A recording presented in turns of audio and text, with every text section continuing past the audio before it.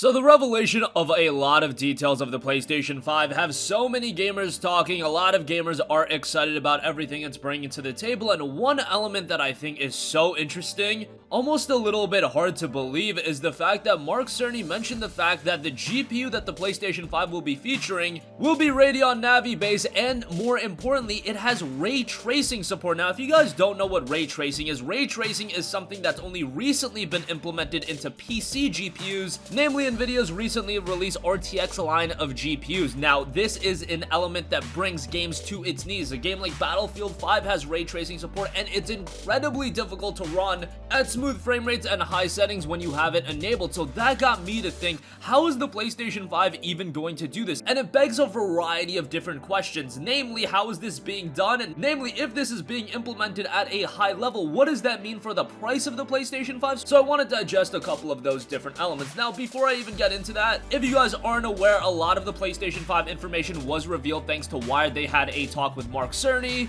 and they went over a ton of information, noting that the CPU is an 8-core AMD Ryzen-based CPU on the 7nm Zen 2. The GPU is Radeon Navi based, although we don't have an exact idea of what it's featuring. It does have ray tracing support. It is backwards compatible to at least the PlayStation 4, because they did boot up Marvel's Spider-Man on a next-gen dev kit as well as a PlayStation 4 Pro, just to showcase some of the differences in terms of load times. It will support physical media, and it does have an SSD that was designed for the PlayStation 5 to really reduce load times and make it even more efficient. And highlighting all of that was also noting the fact that it does support 8K resolution. Now, who knows if games will actually be playable at an 8K resolution? That seems absolutely absurd, especially if you couple that with ray tracing. And why is that so absurd? Well, the PlayStation 4 at this point has a hard time running games smoothly at 4K.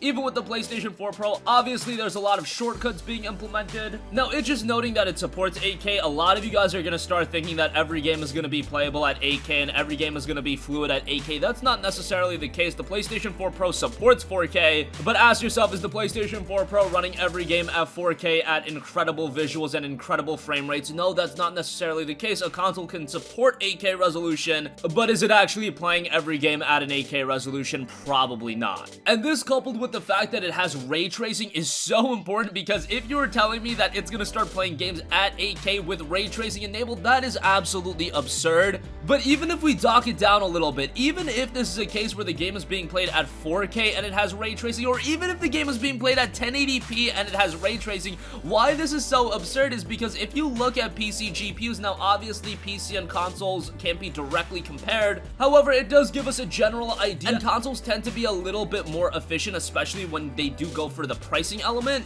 Now, currently, it's not like we have this large pool of games that support ray tracing on PC. I point to you games like Battlefield 5 and Shadow of the Tomb Raider, and those games are inherently pretty difficult to run even without ray tracing enabled, but when you do enable ray tracing on a Battlefield 5, on a Shadow of the Tomb Raider, they just become exponentially more difficult to run. But keep in mind, we're still early on. This is going to evolve over time, and I imagine by the time the PlayStation 5 is ready to be released, it will get better and better. But still, given how expensive these graphics cards are, the idea that PlayStation 5 could even implement it in some way within a budget that a console gamer is used to, that is incredible in its own feat. And that's why I offered to you guys, maybe that budget won't be at a $400 price point or a $450 price point, whatever the case may be. I do think we're inching closer and closer to $500 or $600, and that might make some people think, oh, we're going back to the PlayStation 3 days, we're doomed. No, there's a lot of differences when you assess PlayStation and the ecosystem of PlayStation in 2020 versus how it was in 2006, so you always have to be privy to that information as well.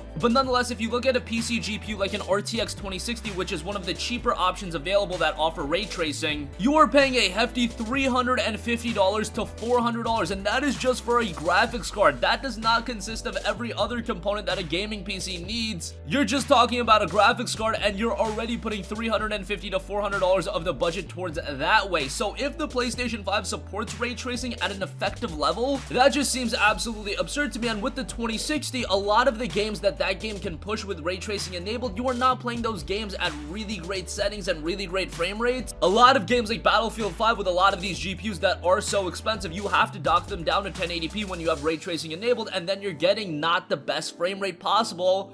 of course, because the frame rate is taking a considerable hit with having that setting enabled. To also give you guys an idea of some of the higher end options available, the RTX 2070 goes for a hefty $500, and then the RTX 2080, get this, it goes for north of $700. And ideally, if you are going for ray tracing support and making it efficient in a console presentation, you would want performance that is currently available in the RTX 2080. I know that sounds a little bit absurd, but that's what I would ideally want out of a next generation console if you are so committed to having ray tracing in there. If you are touting 8K visuals, even if it's not 8K, if it is 4K that you're going for, you need a beefy GPU that's on the level of an RTX 2080. Now, the RTX 2080 is of course an NVIDIA GPU. They are going the AMD route, so everything is kind of different when you talk about it. That's why consoles and PC aren't directly comparable, but this also begs the question, considering I'm offering you guys some of these GPU prices, and you might be thinking, holy crap, these GPUs are really expensive, and if the PlayStation 5 is going for features like this, how expensive is the PlayStation 5 gonna be?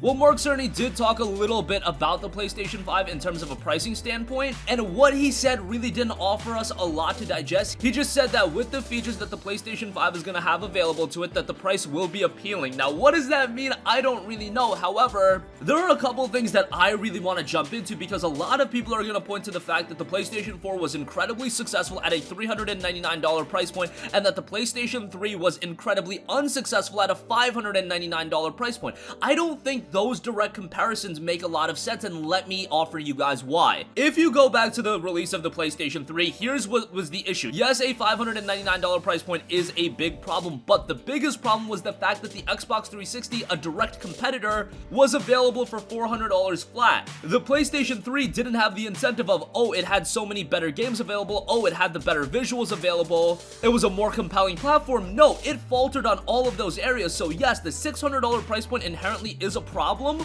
especially when you're going head to head against a $400 console. However, the PlayStation 3 never even was in a scenario where it offered anything more compelling than the Xbox 360. So if you assess it that way, I don't think the price was as big of a problem with the PS3, even though that's kind of the meme that's been generated throughout the years. I really think it was just the services that have been available, and if you actually assess it to how gamers think in 2019 going into 2020, I think gamers are willing to open up their wallets a little bit more if it's for a very compelling console with a high feature set. Am I saying they're gonna drop $600? No, but I think a $400 price point is very, very ambitious for a PS5, and I don't think that's gonna be the case. I really do think we're heading closer to a $500, $550, maybe even a $600 price point, and I don't think that's as big of an issue now, because PC gaming is bigger than it's ever been, and I think there is a subset of gamers that have been a little bit acclimated, you know, on spending $1,000 on a machine to play games with a gaming PC, even more than that. So a $500-$600 price point, if it offers a feature set that is super compelling, if it has that exclusive lineup, which is something that the PlayStation 3 was also missing, and if you're offering things like ray tracing, if you're saying that it's going to support up to 8K resolution, if you're getting an 8-core AMD Ryzen CPU, if you're having an SSD in there, man, I don't think that $400 price point is just feasible anymore. I mean, the PlayStation 4 Pro is still going for like $350 to $400. Are you telling me that the PlayStation 5 is going to come out late next year and it's going to offer all of these features, it's going to offer all of this high-end hardware, and it's going to be comparable in terms of price to the PlayStation 4 Pro? I just don't think that's the case. And I think them touting that ray tracing is going to be a big component to the PlayStation 5's feature set, that's already telling as it is. Let me know what you guys think, however. Are you a little bit concerned about the potential pricing of a PlayStation 5? Would you be one of those gamers like me, where yes, I do want a little bit more of an expensive console so we get a better gaming experience? I would rather pay $500 to $600 upfront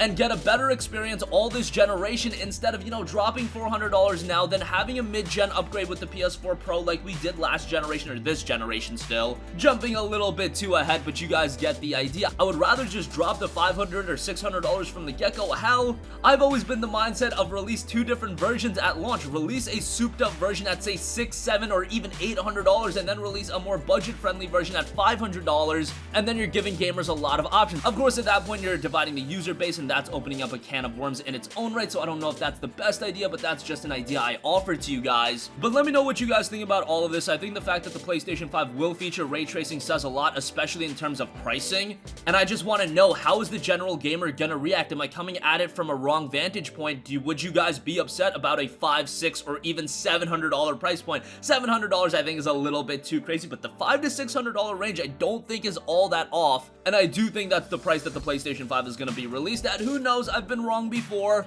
and the PlayStation 4 did incredibly well with its $400 price point. Maybe Sony's of the mindset, hey, we need to get another $400 console out there, but when they're touting all of these features, ray tracing, the fact that it has an SSD and 8-core CPU, that $400 price point is seeming to be a little bit more difficult than we had originally thought. But sound off with all of your thoughts in the comments section down below. That's gonna conclude this video. Thank you for watching, and goodbye.